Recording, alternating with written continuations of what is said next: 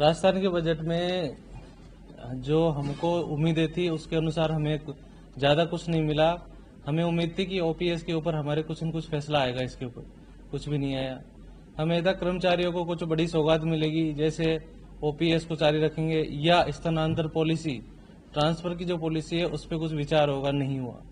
स्कूलों के अंदर जो मूलभूत सुविधाएं, भौतिक सुविधाएं, इंफ्रास्ट्रक्चर बोलते हैं, उन पे भी कोई विशेष किया नहीं गया।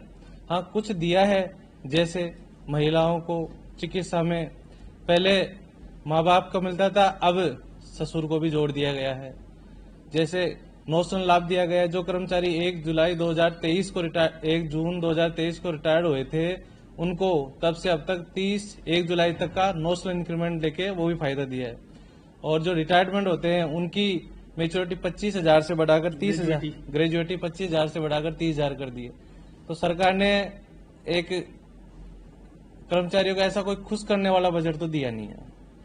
जैसे केंद्र में वेतन में था, उस केंद्र के बजट में भी हमें लगा था कि 8वां वेतन आयोग लागू के ऊपर कुछ न कुछ आएगा, पुरानी पेंशन योजना के ऊपर आएगा, लेकिन ऐसा कुछ कर्मचारियों को मिला नहीं। स्थानांतरण पॉलिसी बनी नहीं। पिछली सरकार भी ऐसे बोलती आई है कि भाई पारदर्शी स्थानांतरण नीति बनाएंगे, लेकिन वो ना तो पहले बनी, ना अब ऐसी कोई संभावना नजर आ रही है कि बनेगी। इसको लेकर हम 25 सूत्री मांगों का एक हमने माननीय मुख्यमंत्री जी को भी दिया है और इसकी 4 चरणों के अंदर हम इसका शुरुआत कर रहे हैं। पहली शुरुआत हमारी हो चुकी है।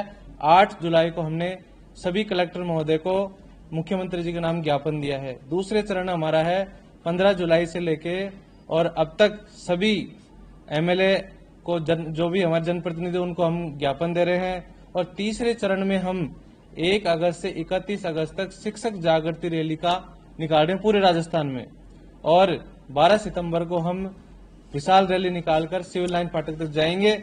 और यदि मंत्री जी ने या सरकार ने हमारी बात नहीं मानी तो आगे की रणनीति वहीं तैयार होगी। क्या पुरानी सरकार के कुछ मंत्रियों को, यानी कि सीधे सीधे बोले, कांग्रेस के कुछ लोगों को भी इसमें आप शामिल करेंगे? नहीं, इसमें किसी भी राजनीतिक हस्तक्षेप नहीं करेंगे हम। ये हमारे शिक्षकों की मांग है, केवल शिक्षक शामिल होंगे। शिक्षक संघ सियाराम संगठन के लोग सदस्य होंगे, इसमें कोई राजनीतिक इसमें कोई शामिल नहीं करेंगे। आप लोगों के साथ में पुरानी सरकार के समय में, नई सरकार के समय में आपकी मांगे तो सुनी नहीं गई, भले कांग्रेस की सरकार हो या भाजपा की सरकार हो, तो ऐसे में क्या आपको नहीं लगता कि दोनों ही पार्टियां या फिर राजनीतिक पार्टियां शिक्षकों को सिर्फ एक मोहरे की तरह इस्तेमाल करती? निश्चित रूप से ऐसा ही हो रहा है। निश्चित रूप से यही हो रहा है, क्योंकि पारदर्शी स्थानांतरण नीति की जो मांग लंबे समय से है, तो कांग्रेस ने भी आश्वासन दिया था कि हम बनाएंगे, लेकिन बना नहीं पाई। और खास मजे की बात ये देखिए आप, तृतीय श्रेणी शिक्षकों के स्थानांतरण पिछली कांग्रेस सरकार पूरे 5 साल में नहीं कर पाई। वो इसलिए नहीं कर पाई कि उनके पास कोई पारदर्शी स्थानांतरण नीति थी नहीं, और उससे पहले भी जब कांग्रेस सरकार थी तब भी नहीं कर पाई। बीजेपी, हालांकि पिछले कार्यकाल में बीजेपी का जो था उसमें उन्होंने किए थे, लेकिन स्थानांतरण नीति के तहत नहीं किए थे, वो अपनी सिफारिशों के आधार पर स्थानांतरण किए थे।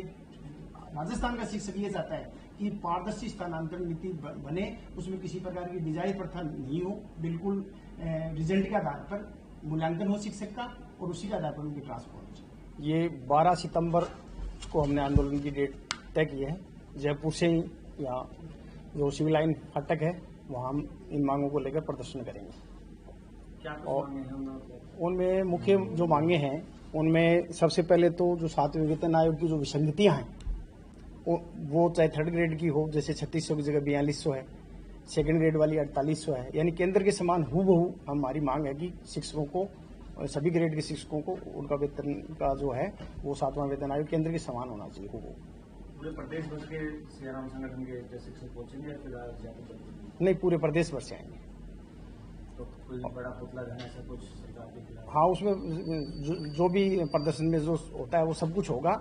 और हमारी न केवल 7वें वेतन आयोग की विसंगति दूर करने की मांग है, बल्कि हम ये चाहते हैं कि ग्रामीण क्षेत्र में हमारे जो शिक्षक हैं उनको 10% ग्रामीण भत्ता दिया जाए, और एक स्थायी और पारदर्शी स्थानांतरण नीति है वो बननी चाहिए। और हमारा शिक्षक सुरक्षा कानून भी बनना चाहिए, क्योंकि आए दिन आजकल हम देख रहे हैं कि अभिभावक भी उग्र हो जाते हैं, ग्रामवासी भी उग्र हो जाते हैं, कई प्रकार की इस टाइप की घटनाएं शिक्षकों के साथ होती हैं। तो उसके लिए एक प्रोटेक्शन भी आना चाहिए शिक्षकों के लिए।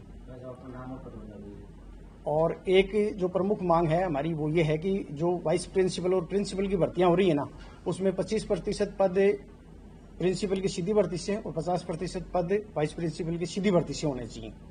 ये हमारी मांग है। मैं राजकुमार मुंड, सह संगठन महामंत्री, राजस्थान शिक्षक संघ, सियारा।